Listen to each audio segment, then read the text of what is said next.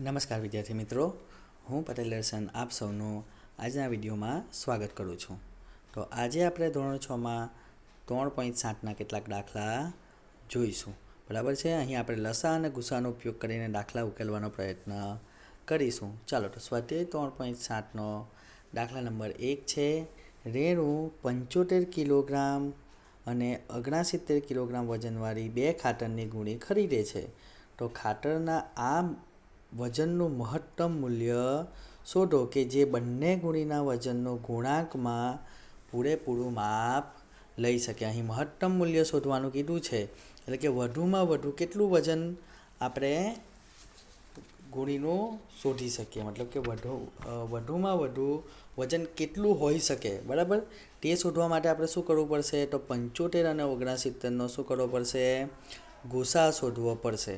તો આપણે 75નો ગુસા શોધીશું. 25 તારી 75, 5 5 25, 5 એકા 5. અને 69નો ગુસા પણ આપણે અવિભાજ્ય અવયવની રીતથી શોધીશું.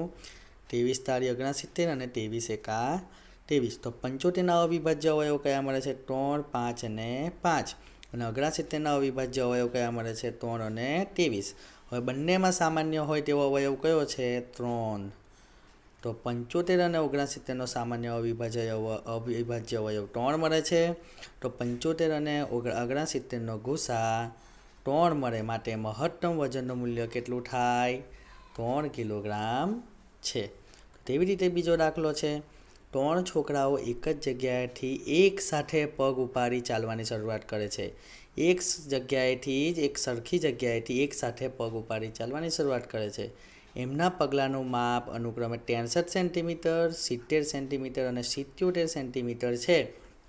તો એમાંથી દરેક કેટલું લઘુત્તમ અંતર નક્કી કરે કે જે અંતર પૂરેપૂરું પગલાંમાં નિશ્ચિત થઈ શકે. દરેક બાળકે લઘુત્તમ કેટલું અંતર ચાલવું તે શોધવા માટે આપણે શું કરવું પડશે?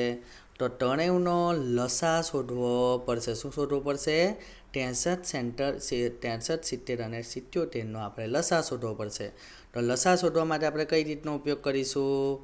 તો ભાગાકારની રીત. બરાબર, કઈ? ભાગાકારની રીત. અહીં લસા એટલે કે લઘુત્તમ સામાન્ય અવયવ. તો ભાગાકારની રીત આપણને ખબર છે.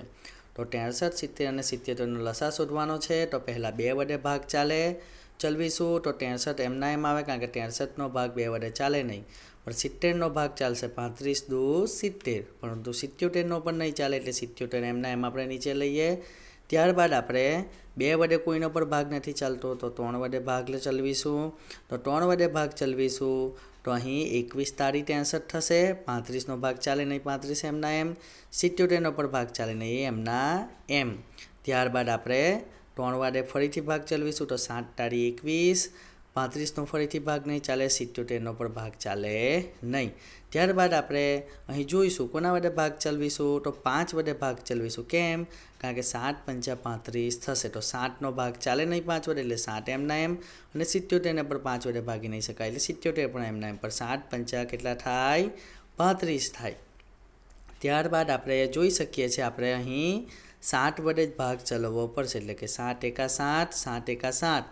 અને 77ને આપણે 7 વડે ભાગીએ તો 11 સત્તા 77. તો હવે અહીં 1 1 આવી ગયા, તો એ તો એમના એમ આવી જશે.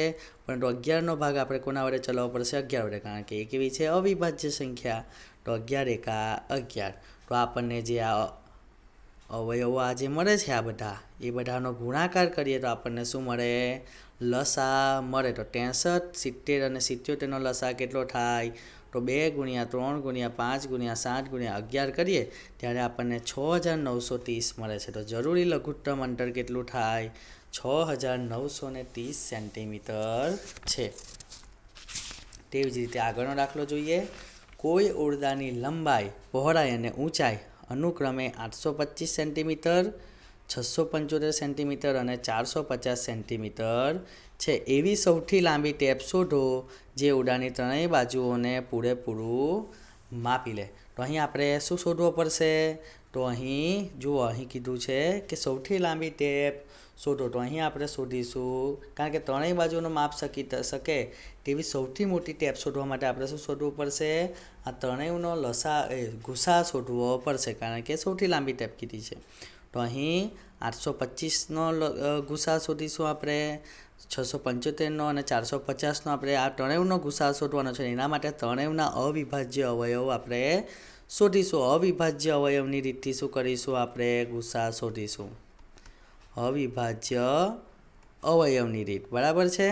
તો અવિભાજ્ય અવયવની રીત છે એ રીતે આપણે 825નો આગળ જોઈ ગયા. એ રીતે 825નો અવિભાજ્ય અવયવો શોધી કાઢ્યા, 675ના શોધી કાઢ્યા અને 450ના શોધી કાઢ્યા. તો 825ના અવિભાજ્ય અવયવ કયા આવે છે? 3, 5, 5 અને 11. 675ના કયા આવે? 3, 3, 3 અને 5 અને 5.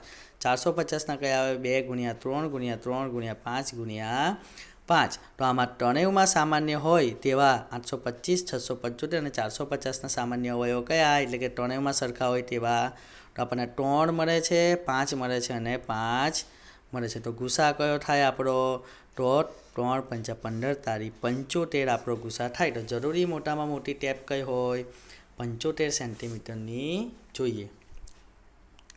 ત્યારબાદ છે 6, 8 અને 12થી વિભાજ્ય 3 અંકોની સૌથી નાની સંખ્યા શોધો. કેવી? 3 અંકોની, અને એ પણ કેવી? સૌથી નાની. અને કેવી પાછી? 6, 8 અને 12થી વિભાજ્ય હોય તેવી. તો સૌપ્રથમ તો આપણે 6, 8 અને 12નો શું શોધીશું? લસા શોધીશું. શું શોધીશું? લઘુત્તમ સામાન્ય અવયવ. તો એનો આપણે લસા શોધીશું 6, 8 અને 12નો. તો 6, 8 અને 12નો લસા શું આવે છે? 2 × 2 × 2 × 3. એટલે કેટલા આવે છે? 24. તો આપણને ખબર છે કે 3 અંકોની સૌથી નાની સંખ્યા કઈ છે? 100 છે.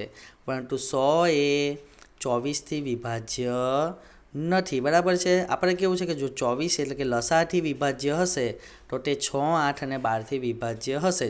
તો આપણે 100ને આપણે 24 વડે ભાગીએ છીએ. તો 24 ચોક કેટલા થાય? 96 થાય. કેટલા થાય?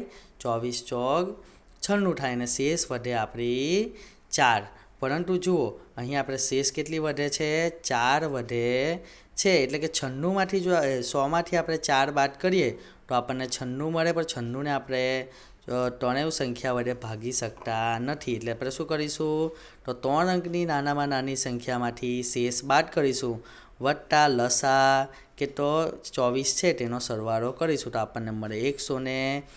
તો 120ને આપણે 6, 8 અને 12 વડે પણ ભાગી શકીશું, કારણ કે એને આપણે 24 વડે પણ ભાગી શકીએ. 24 પંચા કેટલા થાય? 120. 5 ચોક 20, વધી પડી 2, 5 × 10 અને 12 એટલે 120. તો એને 6, 8 અને 12 વડે પણ ભાગી શકીએ. ત્યારબાદ છે 8, 10 અને 12થી વિભાજ્ય 3 અંકોની સૌથી મોટી સંખ્યા શોધો. 8, 10 અને 12થી વિભાજ્ય હોય એવી 3 અંકોની સૌથી મોટી સંખ્યા શોધવાની છે. તો અહીં પણ આપણે 8, 10 અને 12નો શું શોધીશું? લસા શોધીશું. કઈ રીતથી? તો આપણે અહીં ભાગાકારની રીતથી શોધીશું. તો 8, 10 અને 12નો લસા શું આવે છે? 2 × 2 × 2 × 3 × 5. એટલે કેટલા થાય? 120 થાય. તો 3 અંકોની મોટામાં મોટી સંખ્યા કઈ? તો એ આપણને ખબર છે કે 999. પણ એ 999 એ 120 વડે ભાગી શકાતી નથી. તો પહેલાં તો આપણે 999ને 120 વડે ભાગવાનો પ્રયત્ન કરીએ. તો 120 × 960 થાય. એટલે કેટલા વધે શેષ? 39 શેષ વધે. અને તમે જ્યારે 999માંથી 39 બાદ કરશો તો કેટલા આવી જાય છે?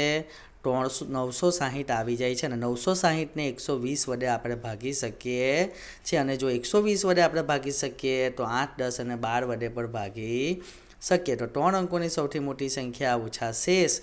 999 - 39 બરાબર કેટલા થાય? 960. તો 960ને આપણે 120 વડે ભાગી શકીએ. એ આપણા 8, 10 અને 12નો લસા છે. એટલે 8, 10 અને 12 વડે પણ એને ભાગી શકીએ. અહીં આપણે જોયું કે અહીં આવતા હતા 96, બરાબર છે. કેટલા આવતા હતા? 96 આવતા હતા. ચાલો, ત્યારબાદ છે પ્રશ્ન નંબર 6. જુદા જુદા રસ્તાની 3 ટ્રાફિક લાઇટ અનુક્રમે દરેક 48 સેકન્ડ, 72 સેકન્ડ અને 108 સેકન્ડ પછી બદલાય છે. જો તે એકસાથે સવારે 7 વાગે બદલાય તો તે ફરીથી એકસાથે ક્યારે બદલાશે? તો 3 જે અલગ અલગ લાઇટ છે જુદા જુદા રસ્તાની તે 48 સેકન્ડ, 72 સેકન્ડ, 108 સેકન્ડે બદલાય છે. જો તે એકસાથે સવારે 7 વાગે બદલાય હોય, એકસાથે ક્યારે? સવારે 7 વાગે, તો તે ફરીથી એકસાથે ક્યારે બદલાશે? તો એના માટે પણ આપણે 48, 72 અને 108નો શું શોધવો પડે? લસા શોધવો પડે, લઘુત્તમ સામાન્ય અવયવ.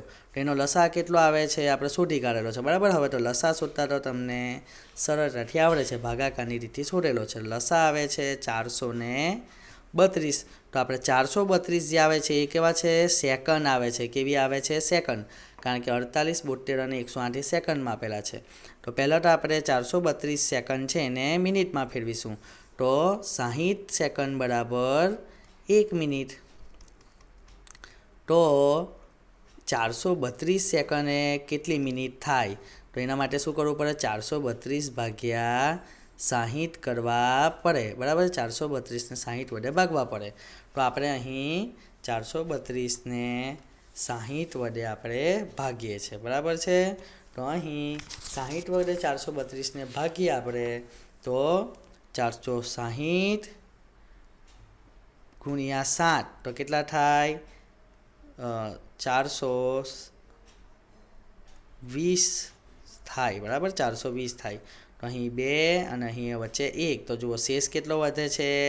12 અને આ છે 7 આપણું ભાગફળ. તો 7 મિનિટ અને 12 સેકન્ડ થાય, બરાબર. 7 મિનિટ અને 12 સેકન્ડને શું થાય? આ આપણે મળે છે 432 સેકન્ડ આપણો લસા જે લીધો તે. તો અહીં જો 7 વાગે એટલે કે સવારે કેટલા વાગે? કલાક કેટલા? તો 7. મિનિટ કેટલી? તો 0.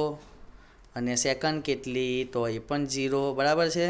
તો અહીં કેટલા પછી બદલાશે? તો 7 મિનિટ બીજી આપણે એડ કરીએ, 7 મિનિટ અને 12 સેકન્ડ.